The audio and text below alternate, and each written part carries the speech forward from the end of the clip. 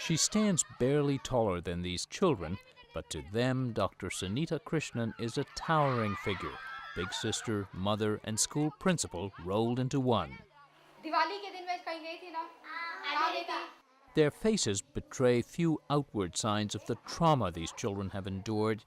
Every child at this transition center is HIV positive. They weren't born that way. They were infected as a result of rape or incest. I don't know what their future is. I know what their present would be. And it's for me one day at a time, right now. And my effort is to see whether their smiles are restored every day and I can sustain their smiles. But beneath her smile lies a deep anger that propels Krishnan. It began when, as a teenage social activist, she was gang raped. I think the rape per se is not so much of an issue for me. I don't know, for some reason I was never traumatized by that, the fact that I was raped. But what happened after that made me thinking. The way my family treated me, the way the world treated me, the way the people around me treated me, in the sense that thousands and millions of children and young people are being sexually violated, and there's this huge silence about it around me, angers me. This huge normalization of that angers me. Krishnan began working to combat sexual violence in what she says is its most pervasive form, prostitution. After getting a doctorate in social work, she and a Catholic brother who died in 2005 founded Prajwala, which means eternal flame. It is dedicated to removing, she says, rescuing women from brothels. It begins with helping their children. In 1995, she started a school with 5 children. Today, aside from this boarding school for HIV-positive kids, Prajwala runs 17 schools across the city of Hyderabad with 5,000 children. Good afternoon, beta. Good afternoon. If this facility was not here today, perhaps most of the girl children would be inducted into prostitution. Even at this age? I would say 8 or 9.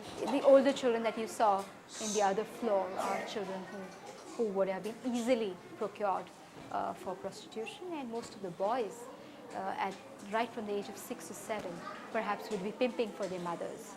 She says about 2 million people are trafficked each year within India or from neighboring countries. Most are inducted into the sex trade at age 10 or even earlier, usually destined for big cities and tourist areas. Prajwala has developed a network of informants in the sex industry to help conduct what's become trademark brothel raids. Most of the young women rescued are already veterans of the trade. Many are actually very reticent. There's so much of desensitization that has happened. So much of normalization of exploitation that has happened. So much of internalization of trauma that has happened. Most of the time, they develop some very close attachments. And they will any day go back, some of them will any day go back to a pimp or a procurer than rather be with us. In fact, many do go back to a life that's become normal, a familiar routine. But Prajwala has managed to coax 1,500 women out of prostitution.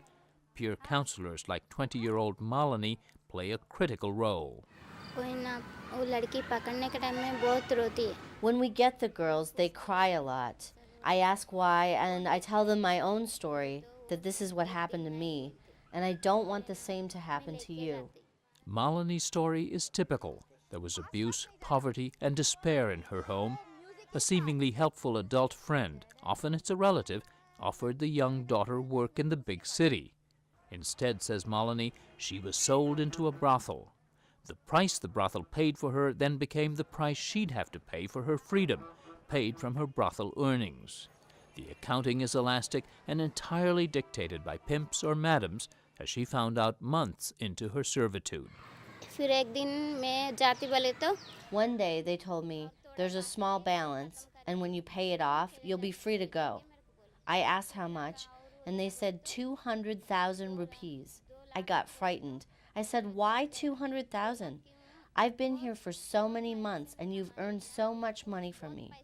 They just beat me, so I ran away.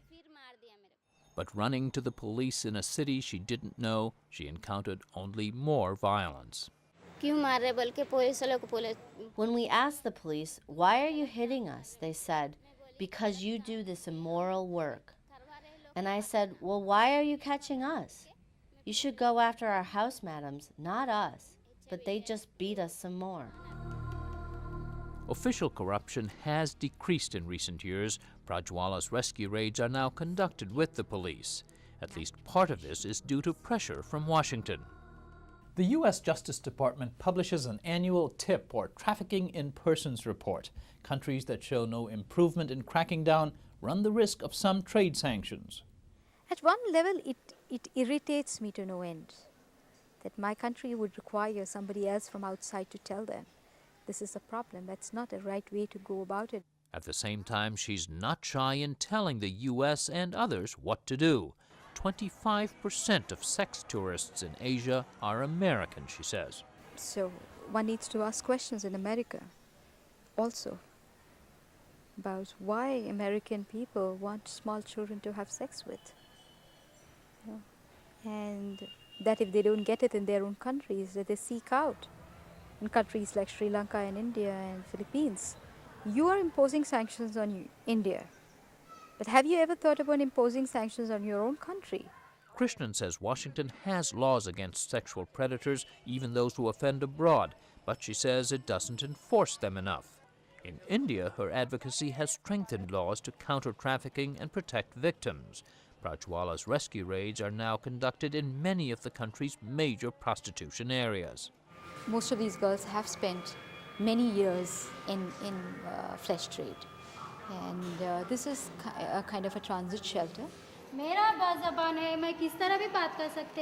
You're not old yet, and at your age, girls should remember a few important things. The way you dress, your behavior, how should that be? It should be acceptable to others. For example, the way you walk. It will take months with lectures and skits to unlearn the sexualized behavior and demeanor they've acquired. Hey girl, where are you going? Come here. How much do you want? First tell me, why did all this happen? If a girl's good looking, people comment like that. Do you think this happens to regular women? No, it's because of the way we're dressed. That's why they're saying that. Young women like 19-year-old Abbas B. are trained in traditional life skills and quite untraditional occupational ones. The goal is to find good-paying jobs, jobs rarely held by women in India. Prajwala itself runs a printing and metal workshop, and that helps pay for its work, along with grants from UNICEF, Catholic Relief Services, and others.